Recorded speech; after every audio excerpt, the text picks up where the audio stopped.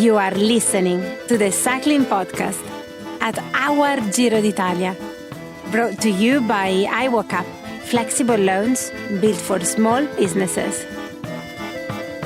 Today, we are in Feltre. Kotze čitene kotze, kotze piščine, nuspiku dešikora, nuspiku dešikora, kotze čitene kotze. Where are we today, Lionel?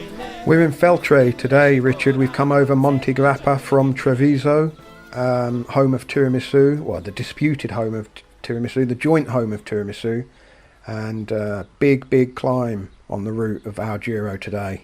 What's the other home? What's the other home of Tiramisù, Napalm? Remember? Yes. Not Watford, is it? The T. It's in Friuli, about 200 kilometres east of Treviso. Tolmezzo. Tolmezzo, excellent. Yeah, got there in the end. And Redbourne, because I'll be making tiramisu towards the end of the episode. I was refreshing my memory about Tolmezzo earlier today, reading some stuff. And Tolmezzo used to be, well, in the 18th century, it was recorded as the wettest place in Europe. Do you know where the wettest place in Europe is now? It's somewhere in Bosnia, not Scotland. I thought it'd be Fort William, your neck of the woods, Bob. No? It's not really my neck of the woods, Fort William, but I guess Scotland's a small country for you, Daniel. It's probably more likely Hart Hill, where your ancestors hail from. A very kind of bleak and windswept part of Scotland. Apologies to any listeners in Hart Hill. What's coming up in today's episode, please, Daniel? Well, Rich, we are going over Monte Grappa. Well, we're starting in Treviso, half of the home of Tiramisù. We're going towards Conegliano, birthplace of Alessandro Del Piero, famous son of this region. Does that mean anything to you, Rich? Famous footballer? Yes. Well, then we're turning left and we're going through Prosecco vineyards, and we are heading up Monte Grappa. Now, I think there are 9 different ways to go up Monte Grappa. We're going up via sort of intermediate summit called Monte Tomba. Never been scaled by the Giro before from that side, Monte Grappa. Until today.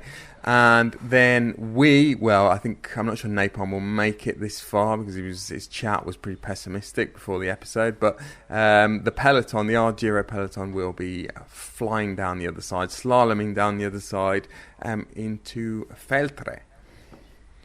Anywhere near Bassano del Grappa, where we had a very enjoyable evening last year? Well, Rich, Bassano is sort of the south west, kind of at the foot of the mountain on the southwest side, and we're going up from the east. So we won't, unfortunately, be stopping in Bassano. We won't be stopping at the Nardini distillery to buy some Grappa toothpaste, which I've still got 2 tubes that I bought last year.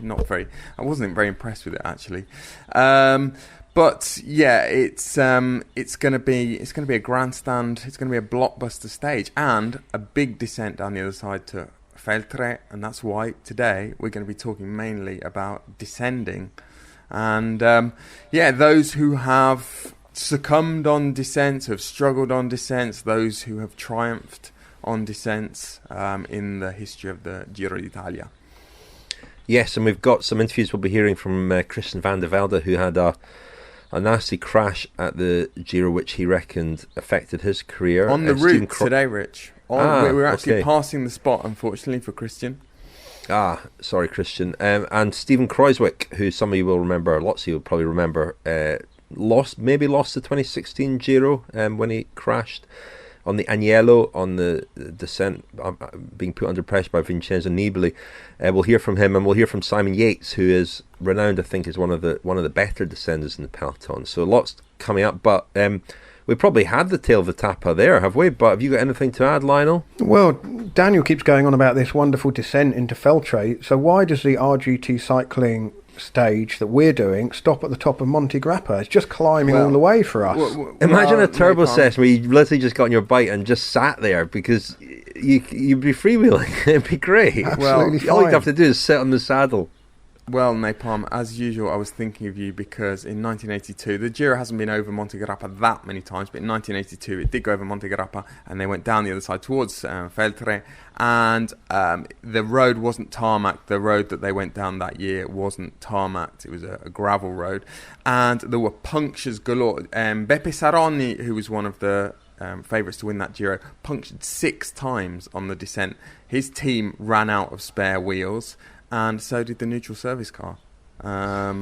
And I don't know where he got his 7th wheel from, but he made it to the finish, and he didn't. I don't think he lost any time either. That at least is something you don't have to contend with when you're riding on a turbo. Should just mention, a few nights ago, Richard and I had a very enjoyable race to the finish line, didn't we? I was marking the early break on Wednesday night. I was about 6 or 7 minutes up the road. Richard reeled me in at the top of the last climb, and then claimed he had some kind of Wi-Fi problem. I mean, I'm not buying this. I waited for him, and then he just blasted past me in the finish straight. I lost connection briefly, Lionel, while I was riding with you, because I was sort of doing so much else on my phone. I was doing a lot of admin and taking care of tasks like that while I was sitting on your wheel. You know, it was a good way to catch up with those kind of jobs, and briefly lost my connection and had to sit by the side of the road waiting for neutral Wi-Fi service, and got going again, and just went straight past you, didn't I? It was very reminiscent of Mark Cavendish's stage win at the Tour de France a few years ago, when he sort of slingshotted off. Was it Bosenhagen in Brive? It was Bosenhagen. Bosenhagen helped him, but it was Louis Leon Sanchez, wasn't it? I think, who was up the road, and he just sort of got onto his wheel and straight past him. That was like me and you the other day. It was you were Louis Leon Sanchez, I was Mark Cavendish. It was nothing like that. I mean, this surely shouldn't survive in the episode. Anyway, just a last quick word on Treviso. Very, very attractive, well-heeled town, isn't it? It's a very pleasant place. And the World Championship time trial events were held there in 1999. Fabian Cancellara won the junior time trial there. Jan Ullrich won the elite men's time trial there, and Jose Ivan Gutierrez won the under-23 time trial. Now, if I'm not mistaken, his nickname was the Buffalo, I think. Am I right? I think that's correct, yes. Which Gutierrez? Jose Ivan. Wrong Gutierrez. Oh, no. That was Jose Enrique. Yes, it was. Who was on the podium at the Vuelta, wasn't he? I mean, a Buffalo on the podium at the Vuelta. No, he was Only time that's ever happened. At the Giro. He was on the podium at the Giro in 2006. That squeaky clean edition that we all remember. And he was subsequently outed. Well, he was outed a couple of months later. Well, not even a couple of months later. I think during the course of the race, as a client of Eufemiano Fuentes. I don't think you need drugs tests to be suspicious of a Buffalo finishing on the podium at the Giro. Buongiorno a tutti, bonjour a tous, hello and welcome to stage 14 of the cycling podcast Giro d'Italia, a stage between Treviso and Feltre. 461 riders at the start, one non-starter, rider number 3, Lionel Birnie from Watford, who miserably retired from the race after only 22 minutes of riding yesterday. Sorry, no, I won't be taking question today, but I would just like to make a short statement. I'd been targeting the Intergiro classification, but unfortunately I was unable to complete the stage yesterday. I'm not a superstitious person, but it always struck me as a bad omen that stage 13 would take place on a Friday. There is absolutely no truth in the reports this morning that losing the sprint to Richard Moore the other day has affected my morale. I'm still very buoyant, and I'm planning to get back in the saddle for some of the mountain stages to come, and I fully anticipate crossing the line in Milan a week tomorrow. Thank you very much. You are listening to the Cycling Podcast at Our Giro d'Italia. Brought to you by iWalkup, flexible loans built for small businesses. iwoca.co.uk.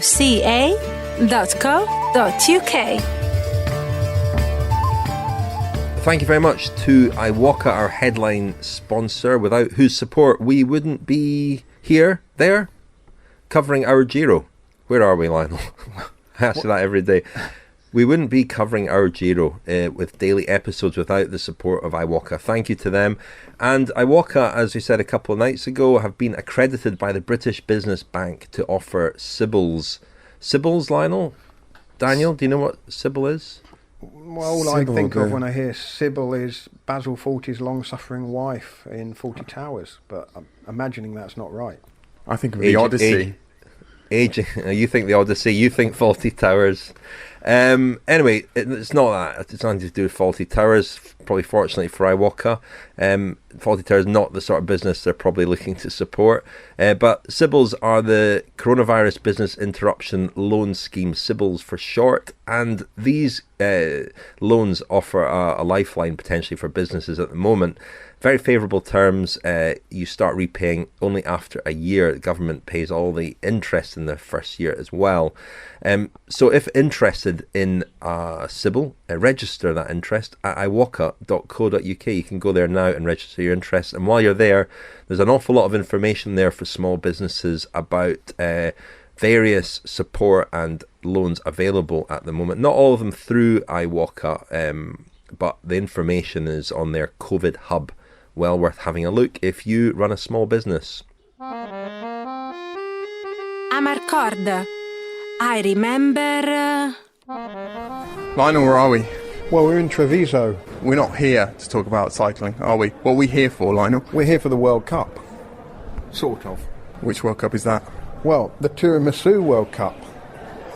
This whole thing has been a mystery to me since you mentioned that there's some great rivalry in the world of tiramisu. Which has really become quite inflamed recently in the last few months. Tolmezzo, which is a place we're going to be going to tomorrow. And who knows, we might be tasting some tiramisu there as well.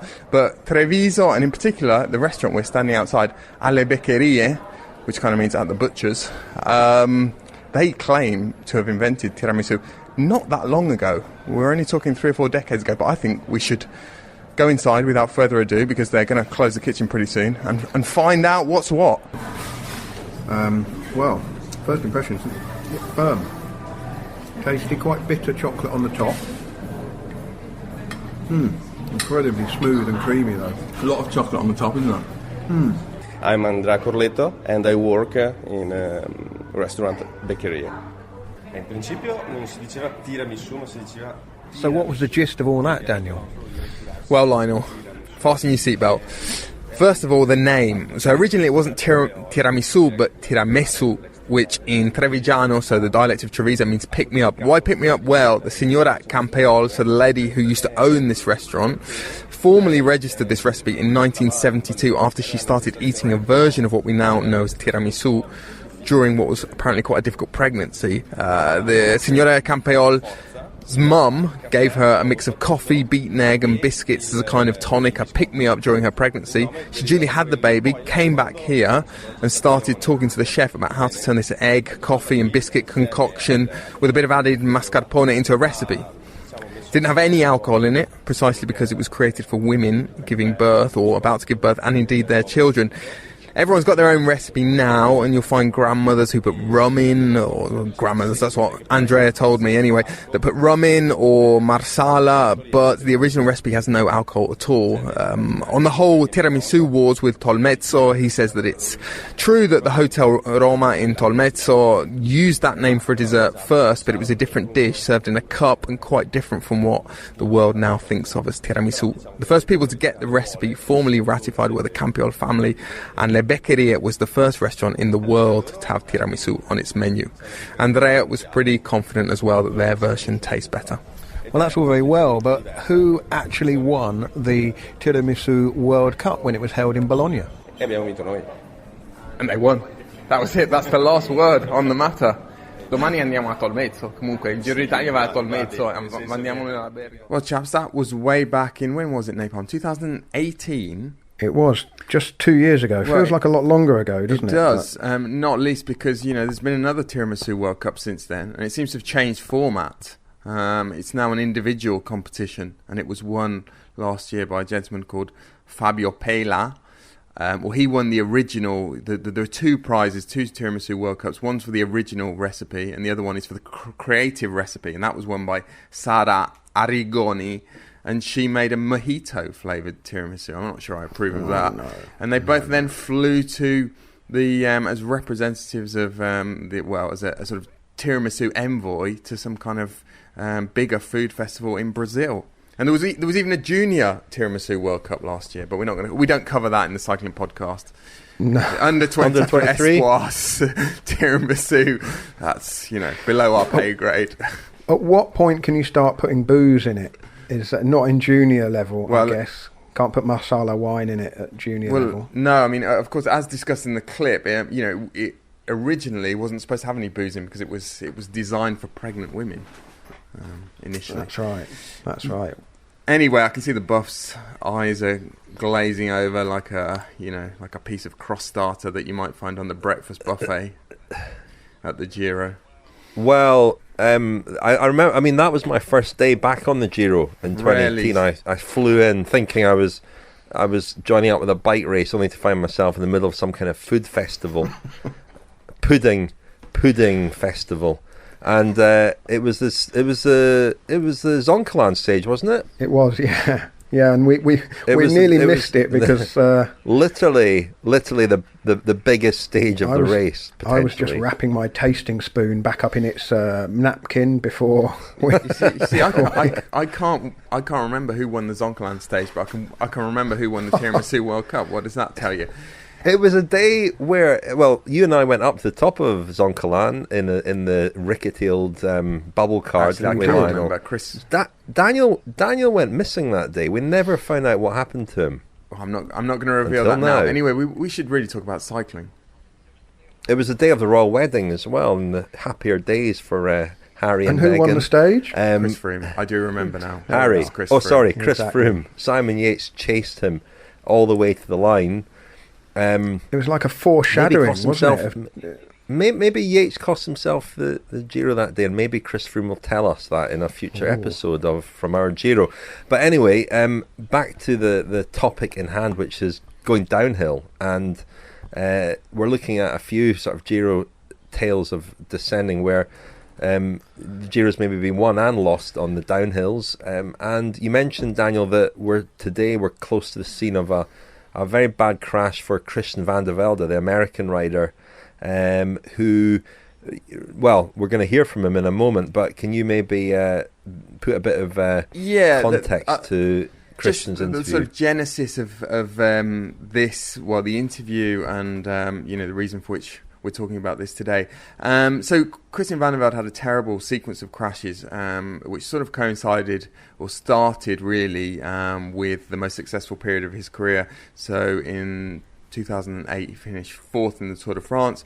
But the next 2 years, he crashed at the Giro and really struggled mentally, physically to get back to the level he'd been at in 2008. And I around about 2009, I read an article in Outside magazine, a fantastic article about a skier called Scott McCartney who had a terrible crash at Kitzbühel, and it was a great piece written by Jennifer Kahn. Is the name of the journalist. We'll put a link to it in the show notes. And the subject of the article was fear, really, and overcoming trauma, and the sort of private battle that skiers fight. Some of them unsuccessfully, some of them never overcome the fear of a bad crash. And it occurred to me that there must be guys in the peloton who are experiencing that, or who have experienced that. Fast forward to 2012 and the Giro d'Italia. Christian Vande Velde was there riding as a domestique for Ryder Hesjedal, who was trying to win the Giro d'Italia. I was also there, and I contacted Christian about this theme, his struggles with crashes and trauma and overcoming that trauma. And he said to me at the time, look, I'm in the middle of this race, I'm trying to defend the jersey or help Ryder defend the jersey, and to be honest, I'm really struggling with it at the moment. And so can we maybe do the interview another day? And it occurred to me then that this was something that a lot of guys really fight a very private battle with. And Christian did sort of promise that we would one day discuss it in a bit more depth, and that's what we did a few weeks ago. There's a little crash there at the back, just one of those, as the referees like to call Phil, shoot sans gravité, but that doesn't like sans gravité to me. That looks a little bit like Christian Vande Velde on the ground. And I don't like the way he sat there. In fact, that's Zabisky who's come up alongside him. Well, that was a crazy crash. It was a simple crash just over to the right-hand side of the road, but it doesn't look to me as if Vande Velde is getting up from that one, Phil. Well, this is, I have to say, a terribly sad sight, because surely Vande Velde's tour isn't ending right here now, but the riders have gone on. and he is holding himself extremely still. He is very tentative indeed. It looks to me, Paul, as though he could have fractured his pelvis here, the way he's sitting there, and I hope I'm totally wrong. 2001, breaking my arm, overshooting a corner, running into a light pole. That was pretty rough one, and obviously being on U.S. Postal at the time and crashing out was rough for a young one, putting a lot of pressure on the shoulders. Man, there's too many to really talk about, but the biggest one really being in the Giro, where a touch of wheels or a failed wheel, whatever it was, all the spokes ripped out of my front wheel, and just had nothing left in my front, and just my forks went straight into the ground at 40 some miles an hour, and that's when I broke like 5 vertebrae and a rib in my hip. So that was easily the biggest one by a long shot as far as big trauma goes. But I think like any kind of crash, and when anyone has something that happens, whether it's themselves or something that's completely out of their control, it takes a little bit of the edge off every time, and it takes a while to rebuild that confidence in not only yourself but everyone around you. And I would say more of the people around you that you don't necessarily trust people, and that's where you need to be relaxed within the peloton and on the wheel, or you're just going to make it harder and harder for yourself. In hindsight, a lot of things would be different. Let's just put it that way. I don't know if I would have even done the 2009 tour. I mean, it was good for my ego to go and get top 10 again on the heels of getting 4th the year before. But, I was doing it with one arm behind my back, and I wasn't at top speed, and it took me years for me to get back up to feel like myself again after all that trauma to my body. When the chips are down and I need to be up there and I actually had a reason to take risks, then I had no problem. But it was more the fact that when I was in like top 20, something like that, and I was like, I don't need to do this. I'm not going to take any chances here. That's when I was really, or if it was in the rain or some things like that, I would just completely put my hands up and say, no, I'm not. I'll take the risk of coming back after the descent. That was, on the heels of that, like 2010, where I really wasn't 100% right. Later on in my career, like in the Giro with Ryder and things like that, I wasn't that bad. It took me those 2 years. I skied later on in life, but I even took some like driving classes and things like that to try to think about ways to get the fear over a little bit on the track. But it really wasn't that. It was really just scared of people around me, not really trusting people around me a lot of times as well, more than anything. Is this a thing that at any given time in the peloton, you think there are a lot of guys who are going through their sort of private battles with this, and people don't really talk about it that much, or do you think it is probably restricted to a few guys who have had particularly bad experiences? What's your sense? I would say that. I would say more of what you said at the beginning. I think there's a few people who have realized how bad it can be, and you have that a little bit of fear in the back of your head after you've had big crashes. And yeah, I think everybody, when you're ripping down those descents, sometimes it's great and everything's perfect on your bike and you're feeling it, and other times everything's wrong. And I even go back to, we had a couple bad years of really bad tires, where they were cooked in transit on the way back from Asia or wherever they're coming from, and so that was another one. And then we had another bad round of Mavic tires that if someone had a little bit of water coming from the front yard, we were all going down. So all those kind of things kind of built up to have self-doubt or not having confidence a lot of times. Did you ever get the sense in that period that people were noticing, people in other teams, people who didn't even know you never spoke to, and did you feel any kind of embarrassment, which then increased the anxiety? Oh, for sure. I mean, because I knew that I know all the people who I didn't want to be behind on descents, and so I knew, and so you always want to be forthright, and make sure that everyone's okay around you and never want to put anyone in danger. At least that was my mentality. But yeah, you have people that I knew every person that I didn't want to be behind the descent and trying to get ahead of them before the top of the hill at all times. So I'm sure it was no different. And those guys over the course of a career probably don't get that much better because they do live with that sort of tension of also, an anxiety of being watched and everyone knowing that they're not that great. Exactly. Yeah. I mean, some of those guys, that happens when they're 23 years old and they just never really get over it or never really feel have the confidence on it. And it really is. It's all it is confidence. So you go there and you could see it so much better and relax. And then when you don't have it, it's it can be worse than the climb itself. I mean, tension, not seeing the road as it should be, not having the confidence to lay the bike down through the corners and push it to the maximum that that you can push it to. Yeah, but yeah, it's all tension, and then you throw the balance of the bike off. And it just looks completely awkward. And to what extent can you practice it in training? Or is that not really a good way of simulating it? Yeah, I think it would be almost impossible. You think of what you do on open road at 70, 80, 90 kilometers per hour. Where are you going to do that on an open road when somebody could come the other way and you can only use half the road? So it's one of those things that you can push it, and you could push it all the time. Like, Froome's a good example of pushing it. He's found himself on the bottom of the car a couple times just because he does push it all the time. I'm not going to say they're the worst, but I would say like, Fabian Cancellara was incredible to go behind. Because there's guys who go fast and it's terrifying. And there's guys who could go fast and it feels controlled.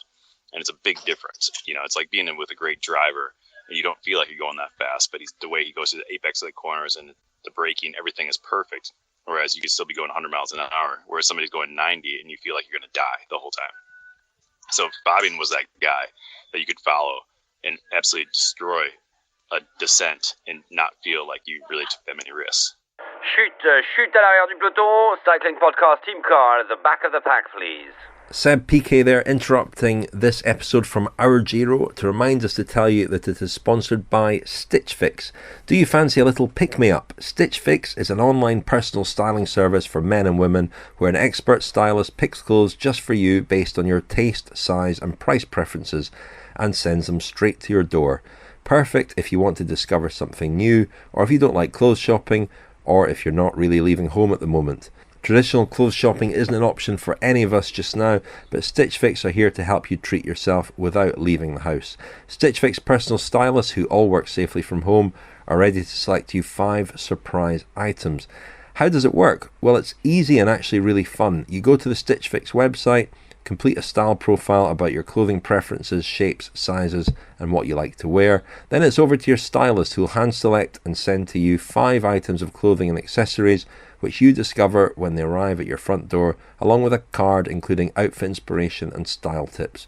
Try everything on, keep and pay for what you like, send back the rest. Delivery and returns are free, and includes an optional free home courier pickup, particularly ideal at the moment. Stitch Fix have also extended their try-on window from 1 week to 6 weeks, so you've got extra time to send anything back, which again is pretty handy. And the best bit, you pay just £10 for your stylist time, which is redeemable against anything that you keep. If you fancy giving yourself a treat, then get started with Stitch Fix. Go to stitchfix.co.uk/cycling right now. That's stitchfix.co.uk/cycling. Well, we heard before the break there from Christian Vande Velde talking about the effects of crashing on his ability to go downhill, and also, as you mentioned, Daniel, it's really interesting and telling that he was so reluctant to talk about some of that while he was still competing. There's such a, I guess, there's a stigma, but it's also it also makes it harder to do your job. Being forced to confront it like that, and maybe earning yourself a reputation as somebody who might be feeling a bit of fear going downhill. That's the last thing a rider wants to admit. It's one of those things as well that's really poorly conveyed by TV pictures. We have no sense at any real time. I mean, you sometimes see guys going backwards and you see guys missing bends and choosing the wrong lines on descents, but you don't really know who is experiencing fear, and it can come as quite a surprise to find out that a lot of these guys are scared a lot of the time. If I can mention another podcast, and if I dare mention the controversial Lance Armstrong, he did a very good podcast with another skier, Boda Miller, in which they talked about this in some depth. And, you know, even Armstrong, who was renowned as a good descender, talks about how at times he was absolutely petrified. And hang on, just. And as I say, you know, it's something that is not really communicated through TV pictures. Funny enough, I was thinking that about another sort of sub-discipline of cycling the other day. I was listening to Mitch Docker's fantastic podcast about the 2014 Giro and the team time trial there, and this last pull by Swain Tuft that day, which kind of will go down in legend, you know, in history among the people who were there in the team and who knew what it took. But if you watch the TV pictures, you don't really get any idea that it was anything other than routine. And that's often the case with descending as well. It's a failure, an inevitable failure of the TV coverage, that, you know, getting right in close enough in team time trials, but also on descents. You know, you can imagine what the footage could look like if the technology was there. You know, I'm thinking in Formula One now, you know, with some of the cameras on the cars and in the cockpits, the sense of speed and that you get, and the fear that the drivers must feel. But as you say, Daniel, that's not really conveyed all that well in cycling coverage. And you think about, well, what's the next frontier of broadcasting? It could be conveying that more accurately and better. And it goes for team time trials as well, where the team is riding as a unit, and it can be kind of hard to pick the riders apart. I mean, I defy you, I challenge you to go back and watch the highlights of that team time trial. I mean, it's so, in Mitch's podcast, it's so sort of vividly and viscerally conveyed, and it sounds so exciting. And you go back and watch the pictures, and you just really see, you know, these sort of automatons going around the course with no real sense of anyone struggling, or even or them even going particularly fast. But 15, 20 years ago, even in the French TV coverage at the Tour de France, and I guess the Giro would be the same in Italy, the ad break would come once the lead group had gone over the top of the mountains, wouldn't it? And then pick them up as they're going down the descent. There was no real sense that the descending was part of this. It was a sort of... we had a kind of detached idea of it as a visual spectacle, often from the aerial shots from the helicopter. Presumably that's because of the logistics of the camera bikes going down amid the riders as well. But it does feel like, and this is only anecdotal, and perhaps because of Nibali, the way Nibali won in 2016, and we have seen a lot of stages, crucial stages of both the Tour and the Giro finishing with descents.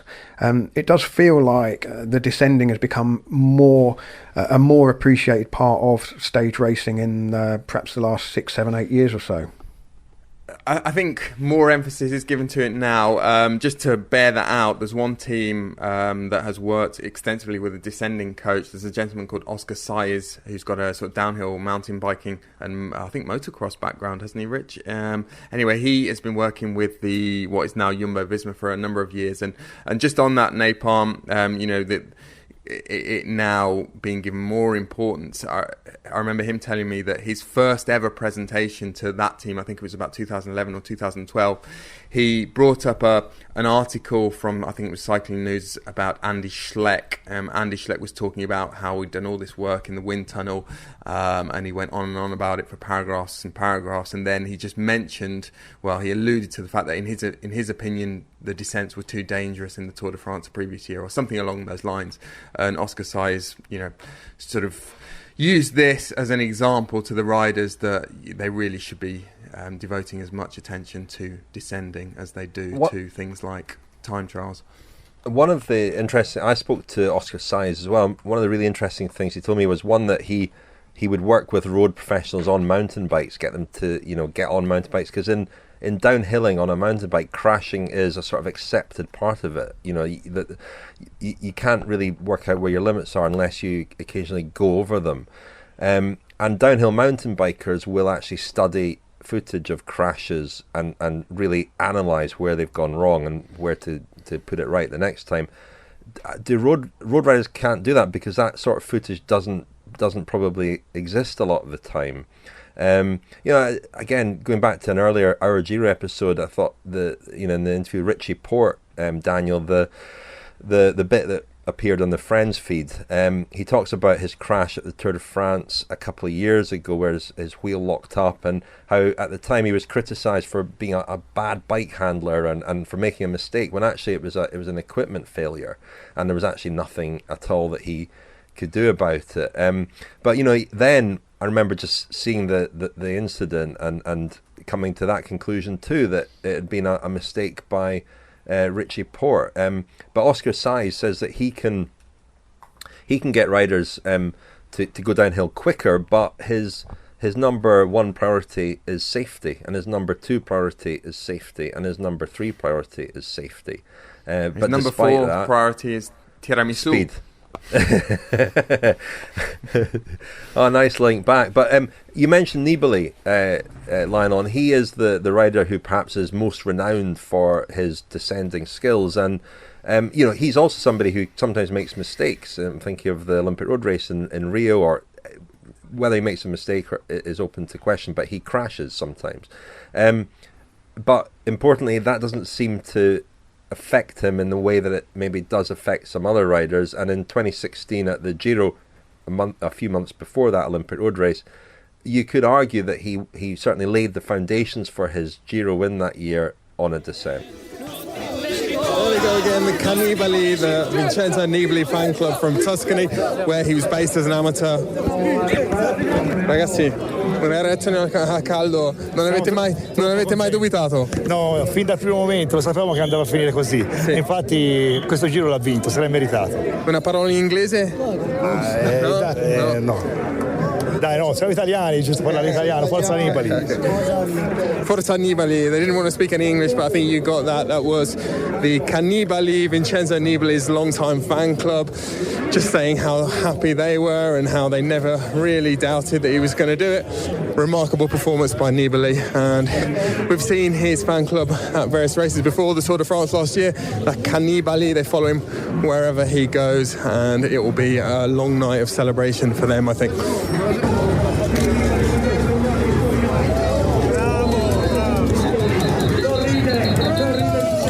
Steven Kruijswijk comes over the line and collapses on the tarmac. He's got his head bowed. He's sitting on the tarmac trying to compose himself here, and obviously heartbreaking for him. After the fall yesterday, he recovered brilliantly today, but ultimately it wasn't enough. Giro d'Italia that looked as though it was in the bag a few days ago. He now finishes, I think, in third place, although waiting confirmation of that. Trying to raise himself to his feet now. Well, we heard a clip there from our episode from stage 20 of the 2016 Giro d'Italia. That was the day after the critical stage that went over the monster Agnello. The Giro went into France that day. And Steven Kruijswijk, who'd been in the pink jersey for several days and looked good to win the race overall. He had a 3-minute lead overall. I mean, he was in a very, very strong position with two big mountain stages left. I was licking my lips. I don't know if you remember, I had a lovely bet on Kruijswijk, didn't I? Was he 50 to 1? No, I think he was more than that. Wasn't he 250 to 1?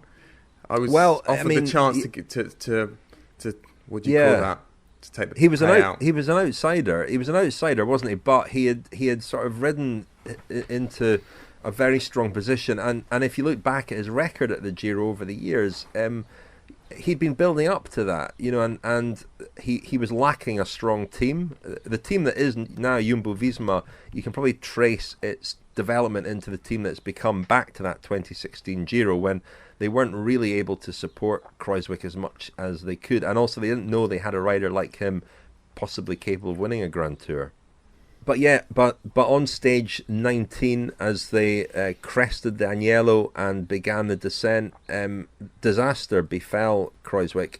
Nibali was putting the pressure on the descent, as he is wont to do, and Kruijswijk lost control of his bike and hit an ice wall at some speed. I mean, he really slammed into it, and really that was his Giro over, from the pink jersey and possibly winning the race to just struggling to finish. I spoke to Steven Kruijswijk a couple of weeks ago, and we looked back at that 2016 Giro and the day that his dreams of winning were crushed. I was really relaxed at that point because, of course, I dreamed about getting a leader's jersey in one of the big Grand Tours, or in the beginning when I started my career and I did the Giro, you saw guys like Contador, and I was in the team with Menchov, and especially Contador did a few times the Giro, and he was the big man of that period, and sometimes I could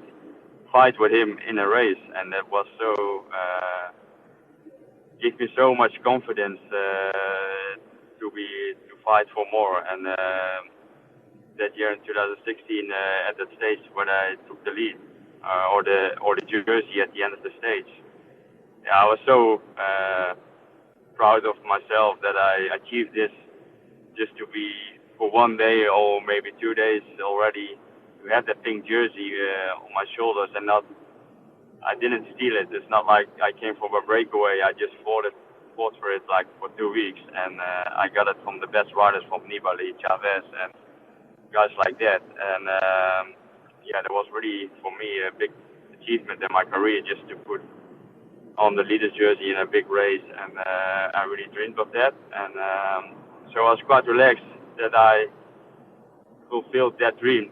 And then I was just, okay, if I can do this, I maybe are one of the strongest guys in the race, and maybe I can take it till the end. And if not, then not. Then maybe other guys are stronger, but I will fight for it every day. And that's how I took on the rest of the week in the Giro. And I think I did it on a good way, because our team was not that strong to carry the race or the jersey. But as long as I kept myself confident, and my teammates as well, they could fight for everything they could, and help me to get the jersey. And I think until the crash on myself, we were in a pretty good position.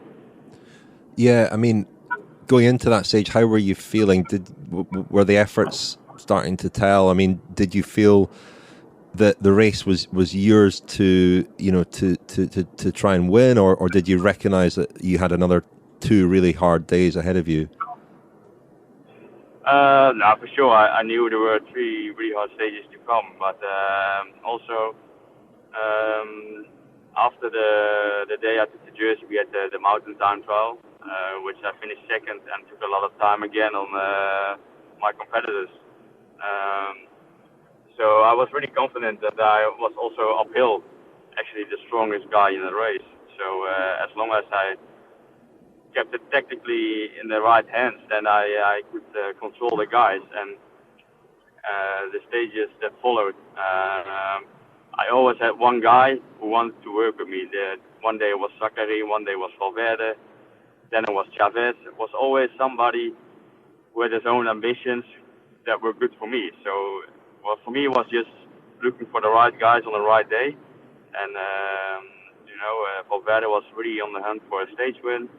So one day I worked with him together to put time on some other guys. So for me, it was just looking to the right guys on the right moment and try to control the race. And especially don't look too weak. And going into that final 2 days, which has been the Queen stage and the hard finish on Saturday, I was quite confident, but I knew they were going to try to test me and my team. And in the end, I knew also that I was going to be alone from my team, and I was hoping for a really hard race actually, because then also the other teams would have not so many teammates in the front or somewhere else, then was really like a man-to-man fight. So until the crucial day where I crashed, things were going pretty well for me, and I was showing a lot of confidence, I think, and even on the Col d'Agnello where Nibali and Chavez launched a big attack, I was still in control. The only thing is that we didn't have the guys in the front to help me anymore because it was a big breakaway. And in the end, that was technically a mistake. But I think still on the top, I was in control.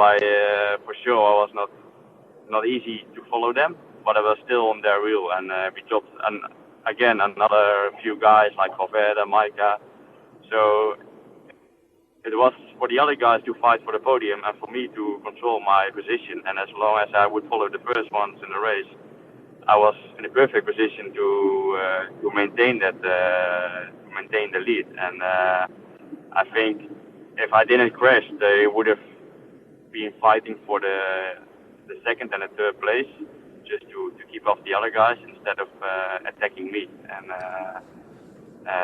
but in the end, I crashed, so they were fighting for the win. But until that point, I think I was quite good in control, and I also think that Chavez and Nibali saw, that I was not easy to crack. And for me, it was always easy to just follow and sit in the wheels because I didn't have to attack. And they had to, Nibali especially, he had to gain time on other guys to be back on the podium. So actually, for me, it was the perfect situation to be in the front with Nibali. Do you remember the moment where you did lose control on that and slam into that wall very heavily? What was going through your mind at that point? And was it a mistake, or was it you were trying to eat? I think was it tiredness? What caused it, as far as you're aware? I think a combination of a few things. You come over the top and you try to see what the situation is, and you try to take care of yourself by eating, maybe put on a vest because it was quite cold at the top. And the mistake I made, I think I was maybe putting in a little bit too much time into that instead of just be right on the wheel from Nibali, be focused for the downhill and follow him.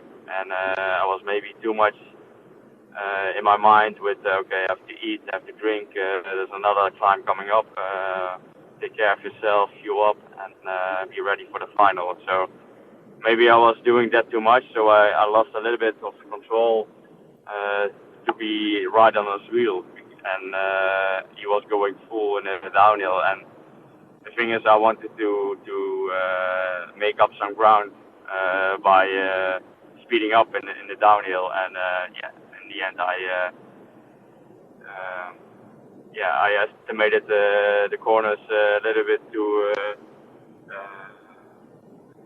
I make an estimation of I can catch up here, and it wasn't, and I got off the road, and that's it. And it was just a small mistake with big consequences. And at the moment you crash, and a lot of things go through your mind. Is look for your bike, check it, and go on. But the problem was my bike was badly damaged, and there wasn't a car behind me. My handlebars were crooked and damaged. My front wheel was I don't know what was happening, but I couldn't control my bike anymore at that point, so I had to go really slowly on that bike and had to wait for the team car to pass. And that took a long time. I lost a lot of time with changing bikes. So a lot of guys passed me, like Valverde, the other guys, and then I was on my own. And then you have a lot of time to think, because it was quite a bit to ride towards the next climb, to the final climb. And a lot of things go through your mind. Hoping you are just dreaming, or you want to wake up from this bad dream, because how could this happen? You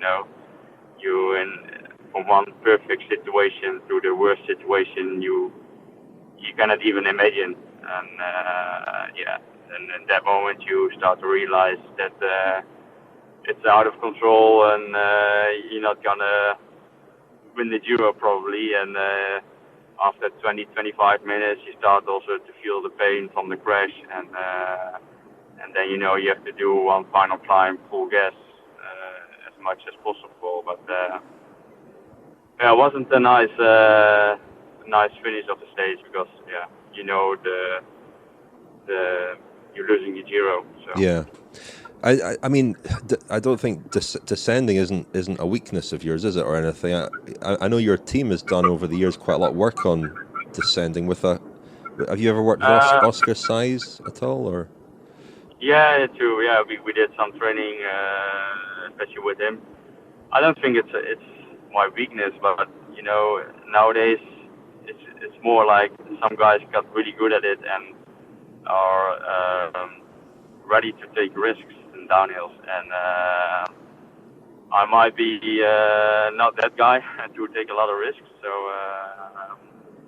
but this is part of cycling, it's so hard and difficult to beat each other uphill. That 1% or 2%, you cannot. If you're 1 or 2% better, it's still really hard to drop somebody on the climb. So the next thing you do is start to create a gap in the downhill. Like Nibali does a lot of times. Primoz showed his qualities in the downhill. So it's a part of cycling as well. And I wouldn't say it's a weakness of me, but it's especially not a weapon of me that I would create a gap in the downhill. And I just want to be in control, and maybe it's more like damage control, because you don't want to take too much risk.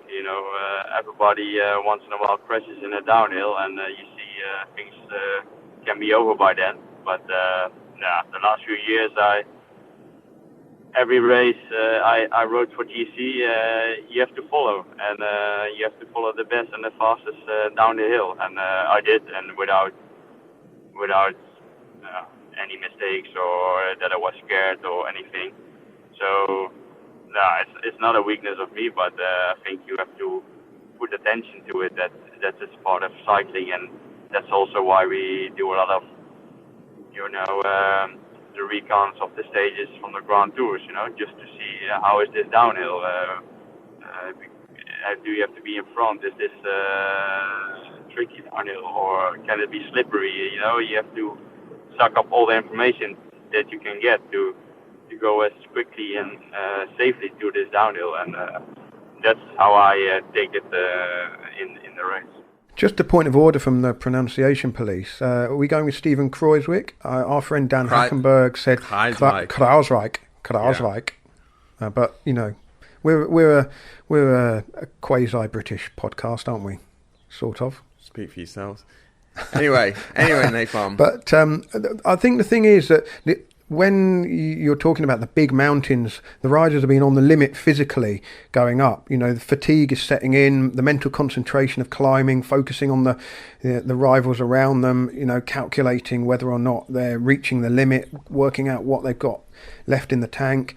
There's inevitably a sort of mental relaxation going over the top. And often, those false flats are where strong riders make a difference, aren't they? And just open up those gaps. And then if you're off the back and chasing, the pressure is on. And we all know, even Daniel knows what it's like to go downhill relatively fast on a bike. It's one of the things that amateurs can kind of do, maybe not at quite the same speeds as the pros, but you can get up to pretty high speeds, just whether it's descending your local hills or going out and riding in the mountains. And everyone's had that little moment where they've felt the rubber just slip a little bit on the corner, and keeping their eyes out for the loose surface and looking at the barrier on the side, and just that mental moment where you think about, what if this goes wrong? And that must be just sort of hammering at the outside of the rider's consciousness at every point when they're going down, and they have to block that out. Well, that descent of the Agnello wasn't super technical, was it, Daniel? I remember Ilnur Zakarin also had a terrible crash further down, and it was as Kruijswijk himself said, a mistake, and it owed to trying to refuel, trying to stay with Nibali, knowing that he didn't have team support with him. But you look at the lead he had going into that stage, 3 minutes over Esteban Chavez, who took the pink jersey after that stage, and 4:43 over Nibali. Nobody really would have fancied Nibali at the start of that stage to end up as the winner of the Giro.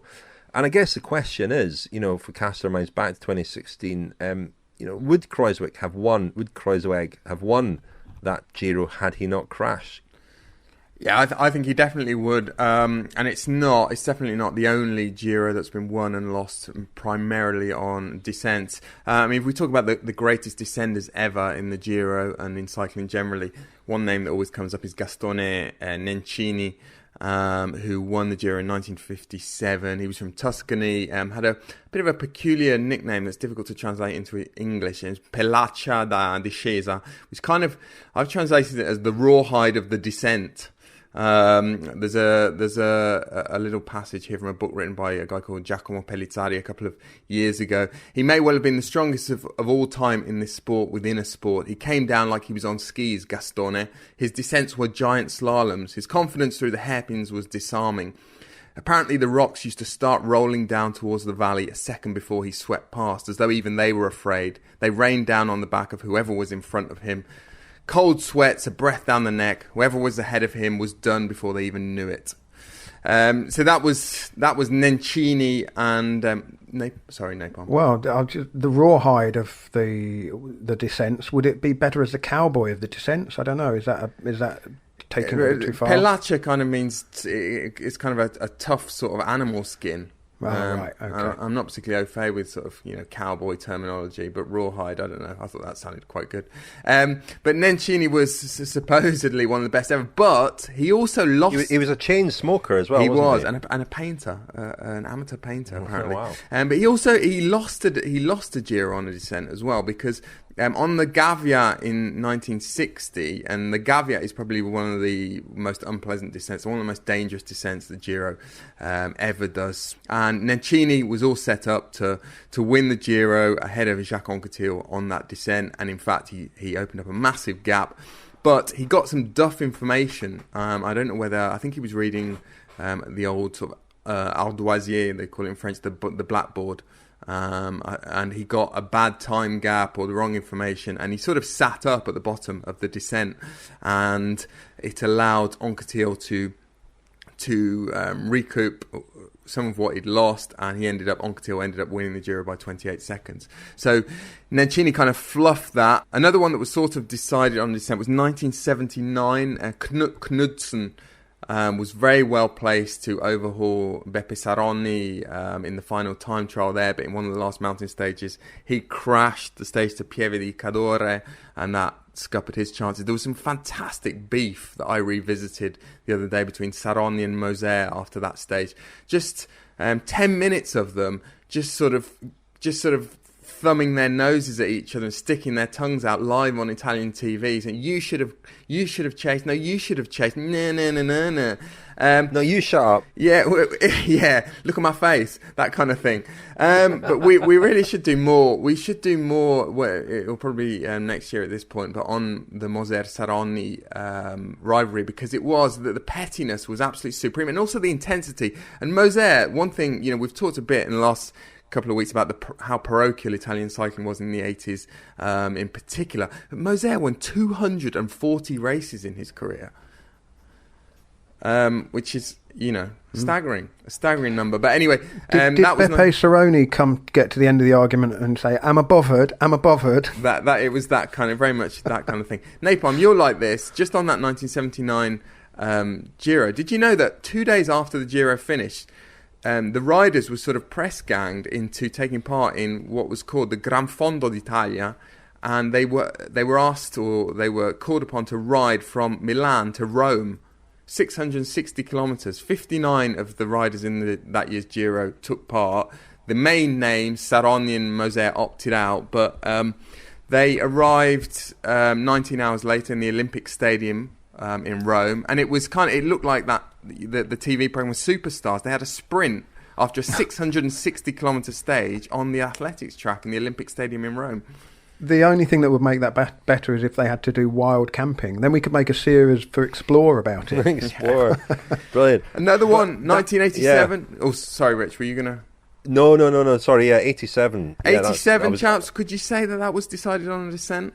Well, you were saying about the Giro being parochial in those days. We've talked about this, and Richard made a great Friends special a couple of years ago with Stephen Roche about the battle between Roche and his Carrera teammate Roberto Vicentini. And I guess you could say it was decided on the descent because Roche separated himself from Vicentini and the others on the descent of the Monte d'Est, which probably would have been, well, he said in the past was a less controversial way to kind of attack his teammate. So doing it under the it's a bit more cloak and dagger than attacking on the uphill. And he was in a little group, one of whom was Jean-Claude Bagot, who rode for the Fagor team and was he'd been sort of got on side, I think. He'd won a stage a little bit earlier in the race, and Eddie Schepers, Roach's right-hand man, kind of basically persuaded Bagot to help on the flat sections, and that was where Roach got his time. And then, of course, the sports director,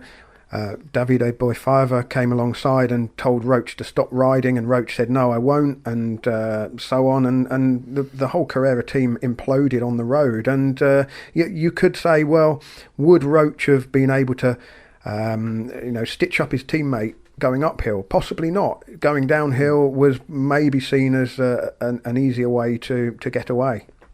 And he was a good descender, wasn't he, Roach? He won, did he not win the time trial down the Poggio earlier in that Giro? He did indeed, yeah. They had a time trial which started right at the top, just before the bend, and finished down in San Remo, and Stephen Roach was the quickest. And even though he was the quickest, I mean, I don't think even he was terribly fond of the idea of a short downhill time trial. It's pretty much, we all know descending is part of the game. We all know it's one of the skills that the riders have to have, and we all know that the people at the front will put the pressure on, and it's up to those behind to weigh up the risks of whether to push or whether to hold back. But in a time trial, there's kind of nowhere to recover any, you can't ride it strategically, can you? I mean, normally in a mountain stage, you can at least say, well, the race is played out over 100 or 200 kilometres, whereas an 8-kilometre downhill time trial, putting the riders, pretty close to the coalface there in terms of persuading them to take risks. But yeah, Roach won that ahead of Lech Piasecki, 3-second gap. And the other one, I would say, chaps, there's not too much debate about this one having been decided on a descent. And 2005, one of the great finishes to a Giro d'Italia, and the last mountain stage to Sestriere, going over the Colle delle Finestre.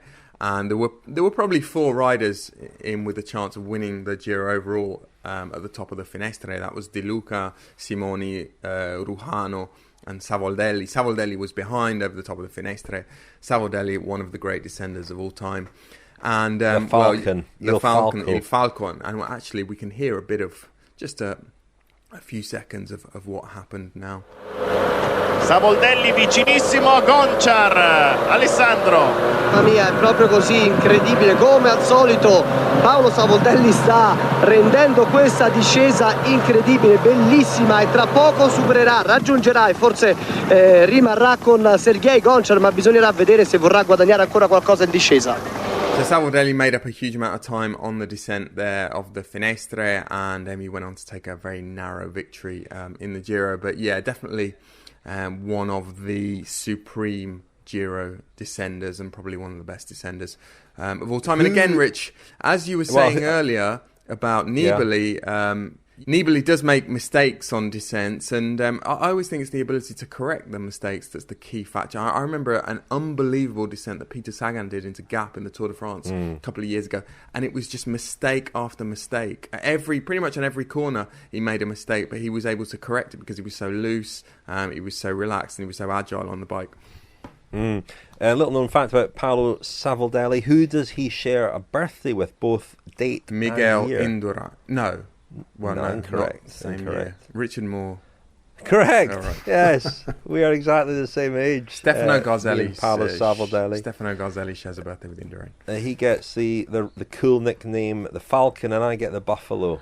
It's just the way the cookie crumbles, I guess. The anvil of Edinburgh when it comes to descending. The cow pat of Cowden Beef. Where's Cowden Beef?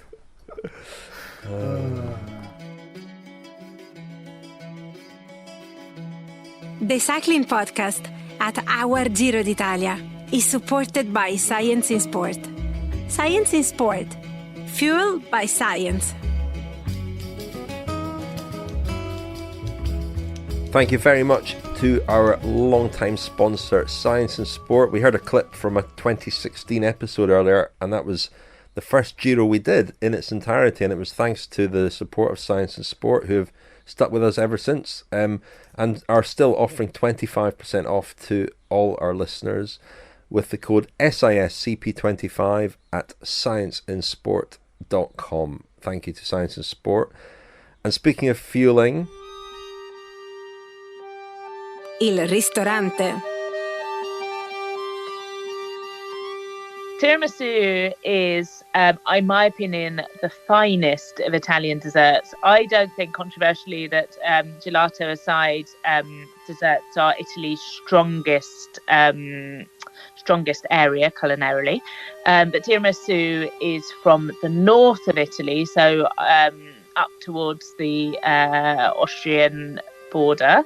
Although that is disputed. There are two regions that claim to be the home of it. The Veneto and the Friuli Venezia Giulia province. Sorry for mangling that, which is up closer to the Austrian border. They're both mountainous regions. It's often claimed, so the name tiramisu means pick-me-up, literally. And there's this lovely legend, actually, it's created it was created in brothels as a sort of pick-me-up for the girls working there between clients. But actually, there's no record of it before 1959, even that's disputed. So it's quite a recent dish, which doesn't make it bad. And there's an official Tiramisu World Cup, and the only ingredients you're allowed in the World Cup are Savoiardi biscuits, which are kind of like ladyfinger, almost like trifle sponges, mascarpone cheese, eggs, coffee, cocoa powder and sugar, and that's it. I think that the World Cup is missing a trick. I would put rum or some other sort of sweet or sweetish booze in there along with the coffee, and then just let it soak. It's kind of like an Italian trifle, and almost as nice as our own trifle. So yeah, I think the king of Italian desserts, wherever it's from.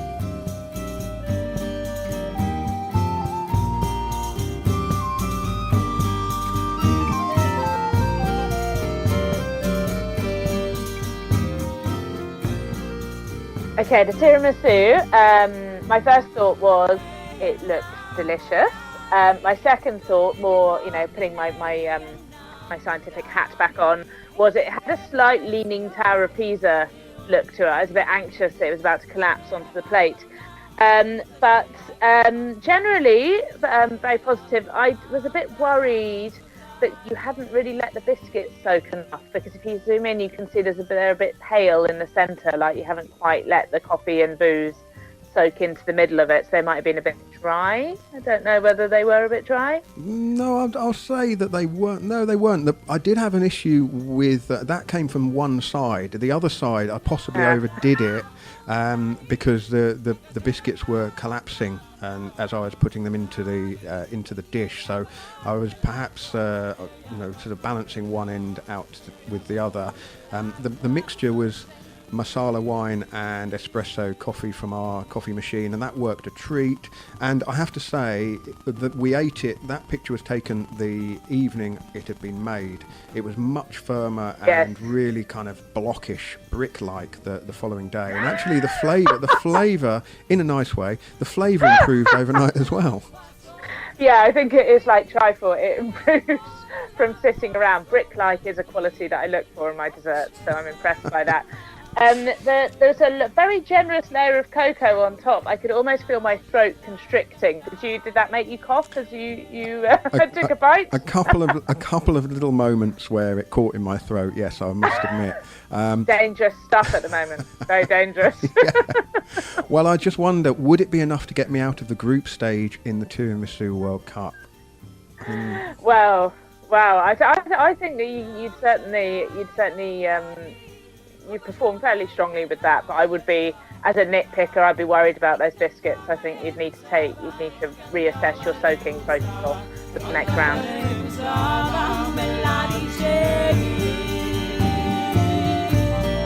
Well, chaps, I know you can't taste the tiramisu, but do you think? I think that's enough to get through to the knockout stages. Maybe get knocked out on penalties, though. Perhaps. Going home beaten by Costa Rica. No, actually, it looks pretty decent, napalm, I would say. I'm quite impressed with the consistency of it, because I think it surprises some people when they first get have really authentic tiramisu, especially from somewhere like Treviso. It's quite solid, isn't it? Solid and it well constructed. You don't want to have big gaps where the biscuit. You want the biscuits to just sort of soften into one another, and the mascarpone to hold it all together like a good brick wall. Yeah. It was really tasty, and as I said, they tasted much better the second day. It benefited from a night in the fridge, just kind of brewing in coffee and masala wine. Looks like that was a general portion you gave yourself there, Lionel. I don't know if you remember napalm. It's a very, very small plate, Richard. Napalm. I don't know whether you remember, but when we did have the original tiramisu at Le Beccherie in Treviso, we also had a tiramisu sbagliato, like a tiramisu gone wrong, and it had some prosecco in it. Well, I was going to ask whether a glass of prosecco would go with a big wedge of tiramisu. Vino del giorno. Chin chin. As most cycling podiums have a sparkling wine of some sort, so should the cycling podcast Full Giro and Baby Giro. So today we're looking at the Casadefra d'Arello, which is harvested from vines in between Vicenza and Verona. The soils in which the vines are grown are volcanic, so it really shows a little more minerality than most Prosecco. It shows off some sort of citrus, floral notes with a little bit of honey and a zippy green apple crunch, making this a really refreshing, uplifting aperitif. Well worth trying. We hope you enjoy. Oh, taking the lights out in your office there, Rich. Didn't get the old sabre out today, Rich. No, I was very disappointing. I was hoping it would clatter off my tin roof, but that didn't quite reach the roof. With his sabre taking the cork out. You'll never take my wine. Well, chaps, of course, this isn't even Prosecco. We're driving through the middle of, I think we're on the Strada del Vino, the Prosecco wine road, tourist route, on the way out of Treviso, up towards Conegliano and then Valdobbiadene today. And we haven't even got a Prosecco. We've got a sort of left field Prosecco alternative from closer to Vicenza, sort of Pozzato country. What do you make of it, Rich? Well, I'm the only one sampling it, haven't I? Well, pressure! I've got my Giro stage to ride, and I'm not like Jacques Anquetil, or I don't want a Freddie Martin. Right. That's the most accurate thing you've said this podcast. I'm not Freddie Martins. I don't have a half a bidon of fizzy wine before a stage. Well, he used to have a bottle, almost a bottle, in the last 30 kilometres, and he's just sent a domestic back for a bottle of champagne. Similarly, Merckx as well. Guillaume Driessen's, his long-term direct sportive, was famous for that, champagne bottles. Our Giro stages are around 30 kilometres. If I had to polish off a bottle of fizzy wine, Prosecco or otherwise, before each stage, I think I'd be in a bit of a mess. My tasting notes here, Daniel, are it's very dry. It's very, very dry. But when do you say that approvingly or disapprovingly? Because I like a bone dry sparkling wine, which it's very dry. Not everyone does. So you might like it. I think back to our incredible visit to Laurent Perrier Champagne House last Tour de France, Lionel, and when we mentioned Prosecco, it was as if somebody had farted, wasn't it, in there?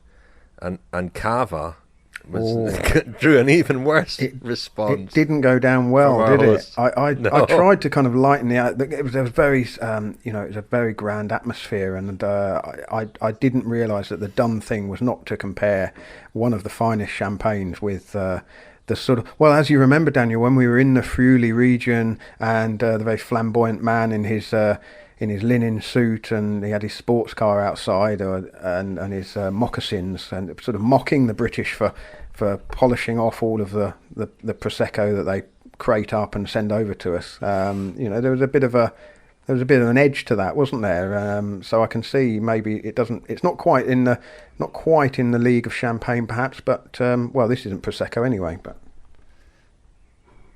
well, my tasting notes in summary are very dry, 12%. What's next? What's next? You're supposed to be the host. You're supposed to be he heard these cats. My mouth about full of not Prosecco. Well, if you remember, Richard, before the break, we were talking about descending and the Giro d'Italia cycling. Yeah. Well, we were talking about Giri that have been won and lost on descents, and we were talking. Well, we sort of mentioned some of the notorious descents in Giro history. A few more notorious, certainly in recent history, than the Monte Crostis. Remember that? Remember the story? 2011. There was going to be a fantastic stage up in Friuli, not far from Tolmezzo, which was going to finish at the top of the Monte Zoncolan, but the real sort of grandstand, the real showstopper on that stage was going to be the Monte Crostis, this climb the Giro had never been over before. There was a large section of white road, and there was this wonderfully theatrical recce that Alberto Contador did in the spring. He was riding for Saxo back at the time, and he sort of the cameras went with him, and it was all filmed. And at the top of the climb, just as he started the descent, sort of Contador turned to the camera, and his kind of teeth were chattering, and he was mopping his brow and saying, "Oh, this is terrible. They can't include this in the Giro. Surely, I think they should take it out." But they were, RCS and Maravegni were determined that it should be in the race, but the controversy rumbled on right up until, well, the eve of the race. Was it going to be in? Was it not? Was it too dangerous? And I think at 9:15 on the night before the stage, the race jury, the UCI race jury, decided that despite mattresses and all sorts having been erected on the hairpins, on the corners, and lots of money having been spent, they were going to take it out of the route. And there were thousands of fans the next day went onto Monte Crostis and just waited. And, well, didn't so much wait as they knew exactly what they were doing. They went up there to protest. So they stood up there all day while the race was taking place on the opposite mountain, the Monte Zoncolan, that they could see from where they were standing. But still never been in the Giro.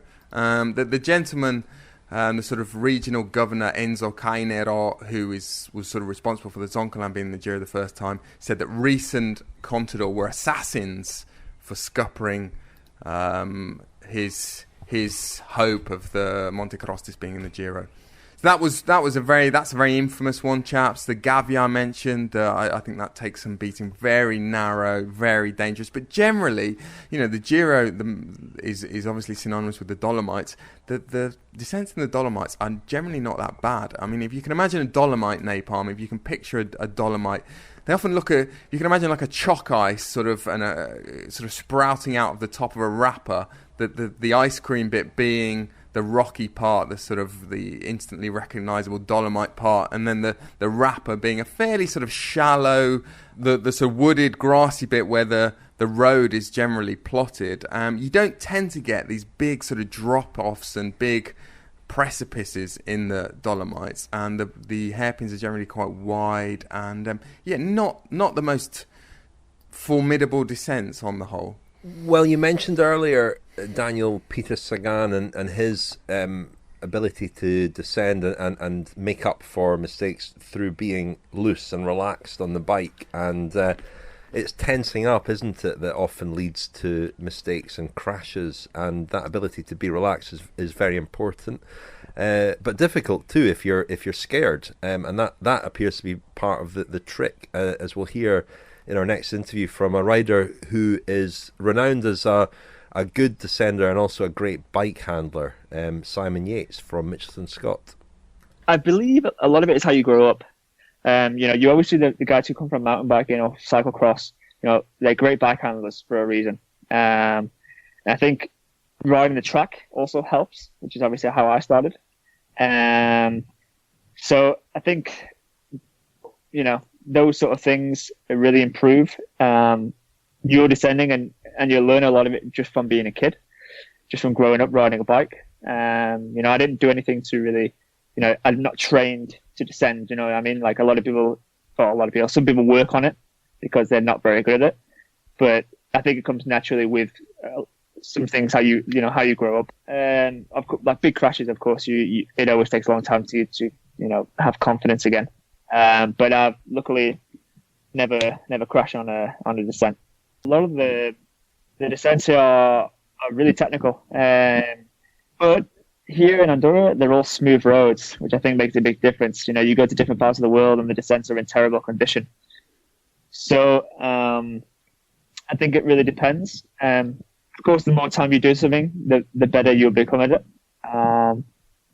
So I think, since I moved to Andorra, I believe I've become a better bike rider in general, not just descending. So for sure, it's helped.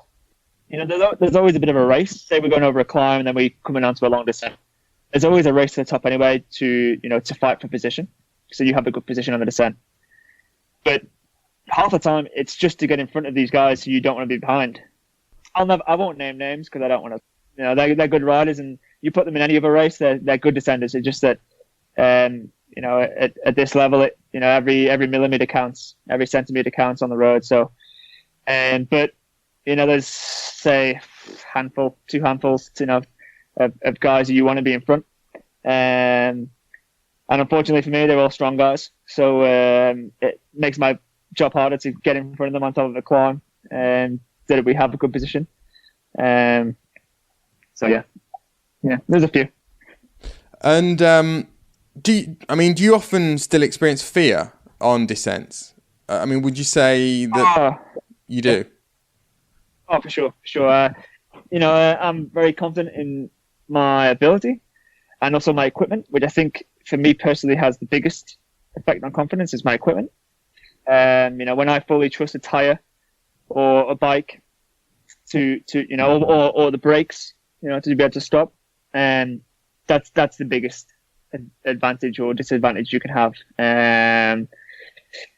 Because as soon as I know that I'm on, say, I've been lucky enough in my career to always be on good a good tire supplier. So it's not, but before I was a professional, I was using tire sponsors that I didn't like, I didn't have confidence in, and I was one of those guys, who I want to be in front now because you don't have confidence and you start leaving bigger gaps and all of a sudden there's a split in the bunch. So and I've been there before, and I think that brings it back to just your having confidence in your equipment. I think in the heat of the moment, when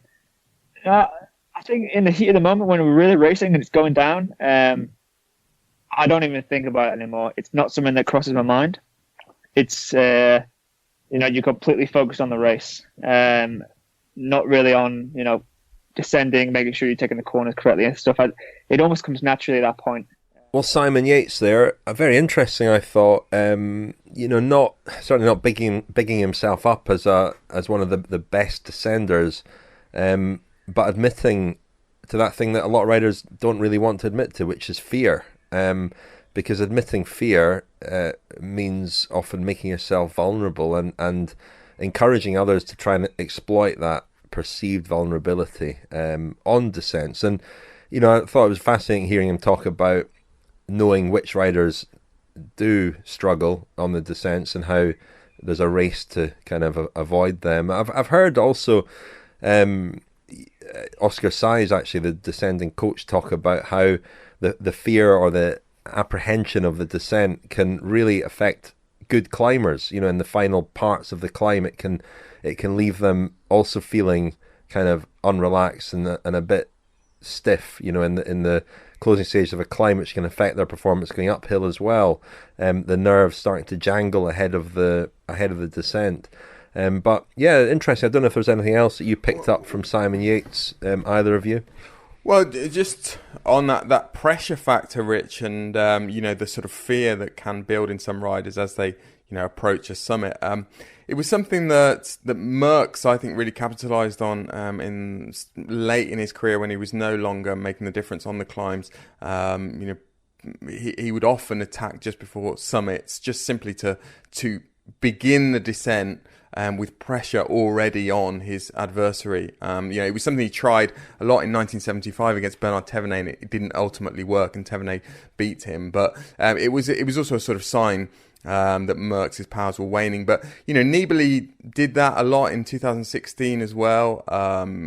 Couldn't necessarily open up much daylight on the climbs, but he would often put the pressure on the last kilometre of climbs. But yeah, it's something that becomes a bit of a self-fulfilling prophecy for the guys who are slightly less able on descents. I mean, Christian Vande Velde mentioned how guys can sort of develop this reputation early in their career, and then they become embarrassed, or they become conscious of all eyes being on them, and then they become even stiffer and they become even worse. I mean, on the other hand, you have riders who overcome the problems that they experience early in their career. I mean, Thibaut Pinot, based on what we've seen in the last couple of years, he's overcome the terrible problems that he had at the start of his career. I mean,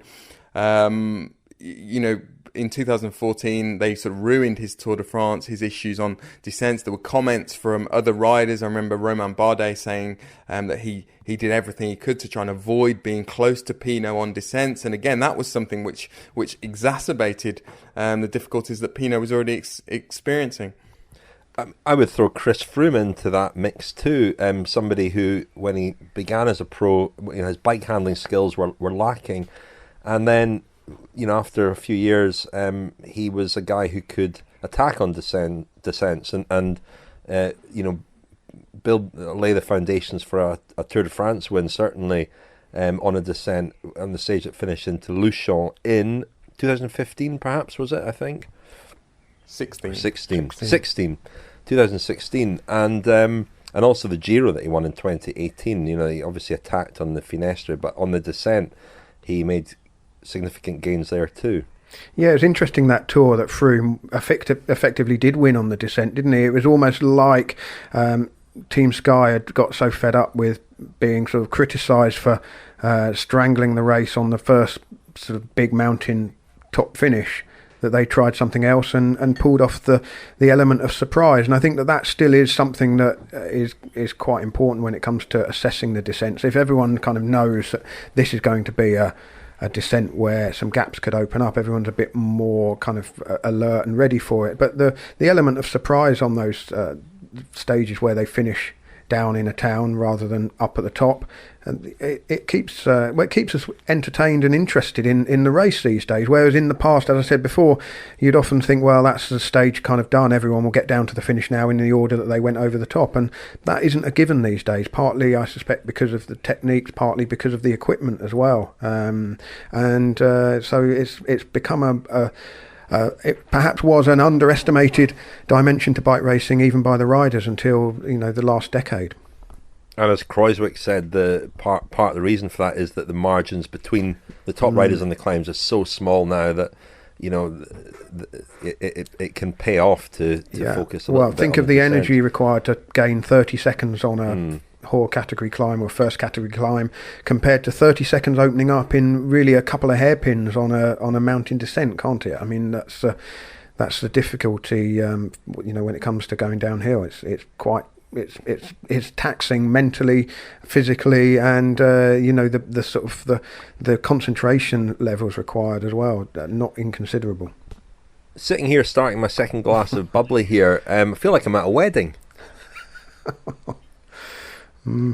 Should we wrap things up? What's coming up tomorrow, Lionel? Well, tomorrow we're looking at the visual Giro d'Italia. We're going to talk to Graham Watson, legendary photographer, spent many years among the riders in the peloton, photographing from the back of a motorbike. He says that the Giro d'Italia is his favourite race to cover.